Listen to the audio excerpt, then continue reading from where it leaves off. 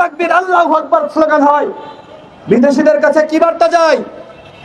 বার্তা যায় দেশে মৌলবাদের উত্থান হয়েছে। বাংলাদেশে কিছু ভারতের দালাল আছে, এদের জন্য আপনি নারায়ে তাকবীর আল্লাহু আকবার স্লোগান দিতে পারবেন না। কেন? যদি আপনি নারায়ে তাকবীর আল্লাহু আকবার স্লোগান দেন, তাইলে বিদেশিদের কাছে খবর যায় যে বাংলাদেশে মৌলবাদের উত্থান হয়েছে, বাংলাদেশে জঙ্গির উত্থান হয়েছে। অথচ এই দেশে আল্লাহু আকবার নারায়ে তাকবীর বাদে যদি অন্য কোনো স্লোগান দেওয়া হয়, তখন আর এই খবর বিদেশিদের কাছে যায় না।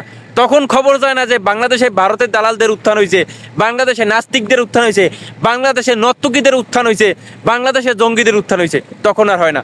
যত চুলকানি, সব চুলকানিরও নারায়ে তাকবীর আল্লাহু আকবার নিয়ে।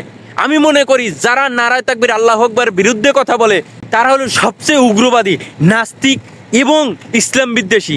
অতএব এই ইসলাম বিদ্বেষীদের বিপক্ষে আমাদেরকে কথা বলতেই হবে।